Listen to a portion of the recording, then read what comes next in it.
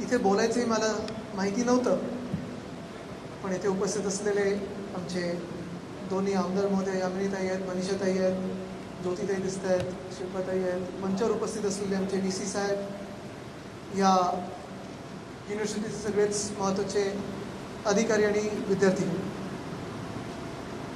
खरं तर मी आपले खास आभार मानतो, कारण प्रदीपजी आपण जेव्हा मला वाटतं 2-4 आठवड्यापूर्वी सांगत होतात की याचं नीट उद्घाटन करायचं आहे, मोठं करायचं, तेव्हा मला स्वतःलाही कल्पना नव्हती येत की एवढं हे तुम्ही आज इथे भरवताय. कारण अनेक वेगवेगळे कार्यक्रमांवर मी जात असतो.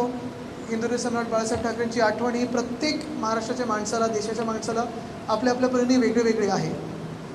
आणि ती आठवण खरं तर बघितलं तर त्यांचे शेवटचे जे 4 दिवस होते त्याच्यात प्रत्येक व्यक्ती, मग अगदी क्रिकेटर आणि ॲक्टरपासून शेतकरीपासून जो कोणी या मुंबई किंवा महाराष्ट्रात राहिलेला आहे त्याची आठवण ही बाळासाहेबांची आहेच. आणि जर आपण नुसतं एक पेपरमधून जरी अपील केलं की आपली आठवण पाठवा, मला वाटतं हा हॉल जरी पूर्ण नाही एवढे सगळे आठवणी कदाचित होतील.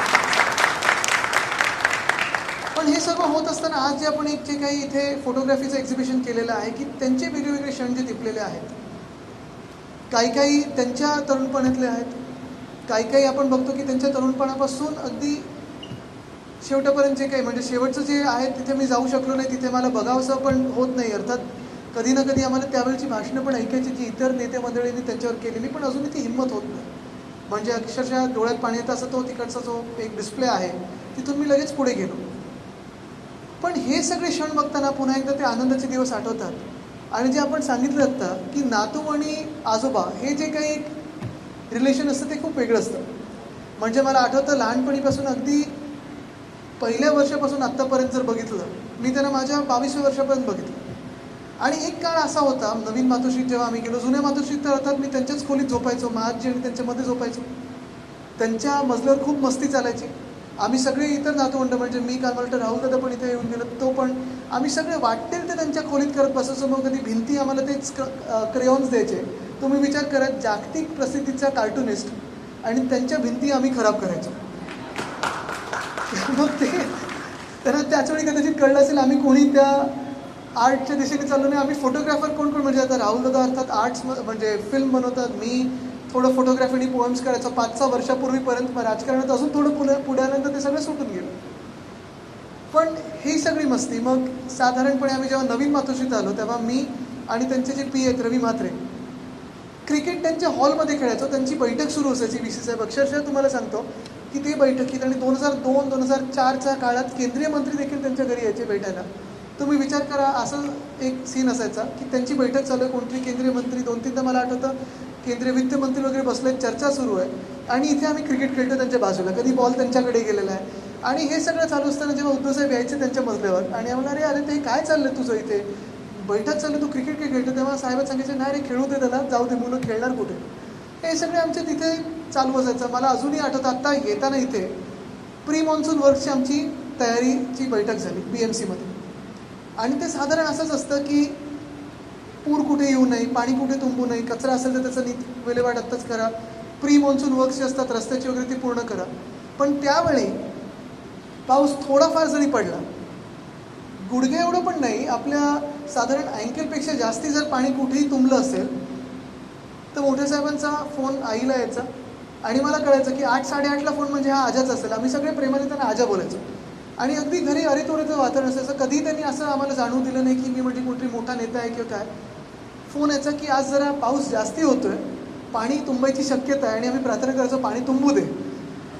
आणि आज दांडी मारली तरी चालेल, आज शाळेत जाण्याची काही गरज नाही. आत्ता बरोबर उलटं होत आहे की पाणी कुठेही तुंबू नये याची प्रार्थना आणि काम सुरू असतं. मी वेगळे त्यांचे फोटोज बघितले. कदाचित जगातलं एकमेव नेता असेल ज्याला कधीही पर्वा नव्हती की हातात सिगार आहे, पाईप आहे, आणि मी लोकांसमोर आहे की नाही, जसा आहे मी तसा आहे, मला असंच ॲक्सेप्ट किंवा रिजेक्ट करा कारण मी असा आहे. पण हे जे सगळे आज फोटोग्राफर्स आहेत आणि त्यांचे खास आभार मानेन मी. म्हणजे कितीतरी मला मी बघतोय वर्षानुवर्षां ते सोबत असतात. हल्ली फोन फोटोग्राफीचा जमाना आल्यामुळे फोटोग्राफी ही थोडं दुर्मिळ झालेलं आहे. पण तरी देखील त्यांना पण माहिती आहे की अजून एक त्यांचं व्यक्तिमत्व दुसरं असं होतं की कदाचित देशातला सगळ्यात स्टायलिश नेता, म्हणजे आत्ता पण मी बघतोय आणि शेवटापर्यंत आमचे केस हल्ली कसे कापायचे, कुठून कमी होतात हे प्रश्न असतो, पण त्यांचे केस म्हणजे मोठ्या साहेबांचे केस मला अजूनही आठवतं. त्यांची एक डायरी असायची की शॅम्पू कधी केला आहे, केस कापले कधीत, आणि जेव्हा त्यांनी वाढवलेले केस पांढरे झालेले पण ओले झाले तर तेव्हा पण त्या वयात म्हणजे 80-82च्या वयात पण काळे व्हायचे. अशी त्यांची ती सगळी एक राहण्याची पद्धत होती. कपडे कुठचे घालायचे, अँगल्स कुठचे चांगले मिळतील, आणि स्वतः एक आर्टिस्ट असल्यामुळे हे त्यांना सगळं माहिती असायचं त्यांना. आणि आता म्हणजे माझे वडील आणि मुख्यमंत्री उद्धवसाहेब ठाकरे, त्यांना पण कुठेही टेबल वेडं वाकडं असलं, फ्रेम थोडी तिरपी असली तर बिलकुल चालत नाही. ते परफेक्शनिस्ट असतात. आणि मी कधीही त्यांची भीती कधी अशी आम्हाला असायची नाही, आजाची किंवा मोठ्या साहेबांची, की अरे मोठे साहेब आहेत किंवा एवढा मोठा नेता आहे, कधी भीती कोणाच्या मनात नसायची. म्हणजे अक्षरशः मी तुम्हाला सांगतो, कोणी एव्हरेस्ट चढून आलं किंवा एक वर्ल्ड रेकॉर्ड फुगवला केला, त्याच व्यक्तीला समोर अर्धा तास पाऊण तास बसून गप्पा मारायचे, त्यांना एकदम आपलंसं करायचे. पण मला भीती एकाच गोष्टीची असायची, ते म्हणजे जर माझ्या रूममध्ये आले तर. आता मी खूप ऑर्गनाईज झालो आहे, आता माझी पद्धत थोडी त्यांच्यासारखी आहे, पण त्यावेळी आणि पुस्तकं माझी सगळीकडेच असतात, कारण पुस्तकांची मला खूप सवय, वाचायची सवय. माझ्या अगदी बेडरूमपासून बाथरूमपर्यंत सगळ्यांकडे पुस्तकं असतात. आणि जो पुस्तकं एवढी वाचतो त्याला माहिती आहे की जर पुस्तकं आपण मांडून ठेवली तर आपल्याला ती लगेच मिळतात, दुसऱ्यांनी मांडली तर कधीही ती पुस्तकं मिळत नाही. पण त्यांचं ऑर्गनायझेशन एवढं असायचं की ते बाहेरच्या हॉलमध्ये बसल्यानंतर मला सांगायचे की आदित्य माझ्या रूममध्ये जा, टी व्हीच्या खालती हा ड्रॉवर आहे, दुसऱ्या ड्रॉवरमध्ये हे असेल, ह्याच्या खालती हे तुला मिळेल आणि ते घेऊन ये. हे कदाचित 5 वर्षापूर्वी जरी ठेवलं असेल तरी त्यांना तर आठवण असेल. आणि ते एवढं शिस्तबद्ध असायची. माझ्या रूममध्ये आल्यानंतर ते बोलायचे, अरे आदित्य काय करतोयस तू, थोडी तरी रूम नीट करत जा. तर ते असायचं. पण एकंदरच हे सगळं आठवणी आज तुम्ही पुन्हा एकदा उजळ केल्या, जागा केल्यात. एक मला इथून महत्त्वाचा क्षण आठवतो आणि तो मी फोटो ठेवणार आहे माझ्याकडे. एक राजकारणात प्रिन्सिपल काय असायला पाहिजे किंवा जीवनात प्रिन्सिपल काय असायला पाहिजे हे म्हणून मला वाटतं तिथे जोशी सरांचा फोटो आहे. आणि ते मुख्यमंत्री म्हणून जेव्हा शपथ त्यांनी घेतली दुसऱ्या दिवशी मला वाटतं, आणि मी हे स्वतः नव्हतो तिथे, मला कोणीतरी सांगितलं आणि तो फोटो आज बघितला. तिथे जेव्हा त्यांच्या कॅबिनमध्ये गेले तेव्हा अर्थात पहिली चर्चा ही सगळ्याच ऑफिसेसमध्ये, प्रोटोकॉल ऑफिसेसमध्ये, आणि मला माहिती होतं की मंत्री असल्यामुळे आणि मुख्यमंत्र्यांच्या जवळचे सहवास असल्यामुळे राजशिष्टाचार हे किती महत्त्वाचं असतं. कधी जेव्हा PM येतात, CM येतात किंवा कोणी मंत्री असतो तेव्हा प्रोटोकॉल एक फॉलो केला जातो, आमदारांचा असतो, खासदारांचा असतो.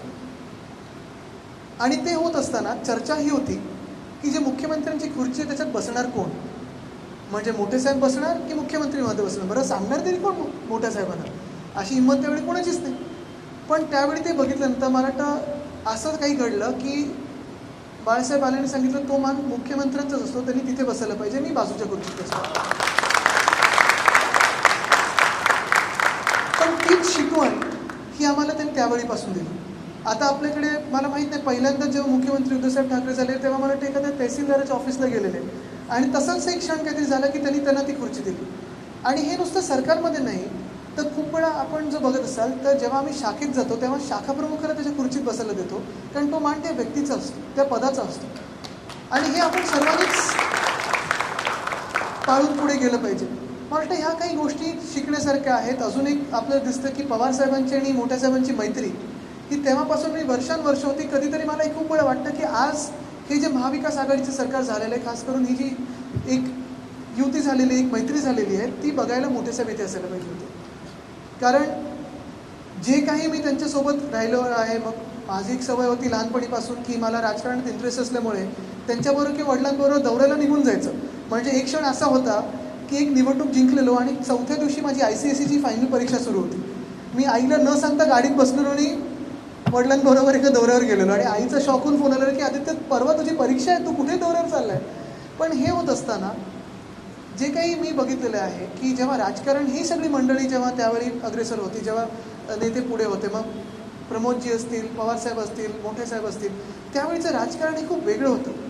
राजकीय स्टेजवरनं जी काही टीका टिप्पणी व्हायची, आरोप प्रत्यारोप व्हायचे, अगदी टोकाचे व्हायचे, पण पातळी कधी खालती नेली नाही आणि कधी मैत्री विसरली, कधी एकामेकांवर काही खोटे आरोप, गुन्हे दाखल करणं हे कधीच झालं नाही.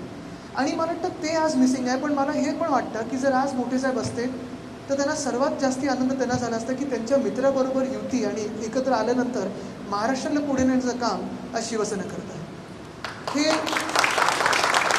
अनेक गोष्टी आम्ही वेगळ्या वेगळ्या त्यांच्याकडून शिकत आलेलो आहेत. आज युनिव्हर्सिटीमध्ये येण्याचं मला भाग्य मिळालं. PC साहेब आपण नेहमी मला इथे बोलवत असतात. सर्वांना माहिती आहे की मोठे साहेब 6वीपर्यंत शिकू शकले, नंतर मला वाटतं काही फी देऊ शकले नाहीत म्हणून ते पुढची शाळा काही करू शकले नाहीत. पण जर आपण बघितलं तर 2 गोष्टींवर ते पुढे आले. एक तर आत्मविश्वास आणि दुसरं आहे मेहनत. त्यांच्या वडिलांनी त्यांना सांगितलं, त्यांनी माझ्या वडिलांना सांगितलं, मला त्यांनी पण सांगितलं. 2 गोष्टी सांगितल्या. एक तर आत्मविश्वास असेल तर कोणी जग जिंकू शकतो, कुठेही तुम्ही कमी पडणार नाही, पण त्या आत्मविश्वासाचं घमंड होऊ देऊ नका. दुसरं म्हणजे पैसा येतो जातो, पदं येतात जातात, पण नाव जे जातं ते पुन्हा येत नाही. नाव कमवा आणि नाव टिकवण्यासाठी काम करा. तर ते एक आहे. पण दुसरी जी एक मला आवड त्यांनी आणि माझ्या दुसऱ्या आजोबांनी मला नेहमी लावून दिली ती म्हणजे वाचनाची होती.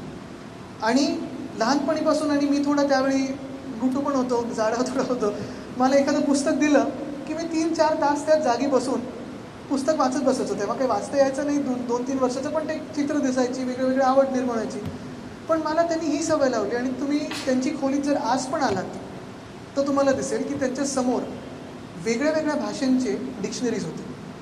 आणि उद्धव साहेबांना कधी त्यांना बाहेर गेल्यानंतर आणायचं काही मोठ्या साहेबांसाठी हा प्रश्न असायचाच. आणि आम्हाला कधी सिगार वगैरे आणायचं तेवढं आवडायचं नाही त्यांच्यासाठी. आम्ही थोडं ते कमीच करायचा प्रयत्न करायचो, पण एक आवर्जून आणायचो थिसॉरस किंवा डिक्शनरी.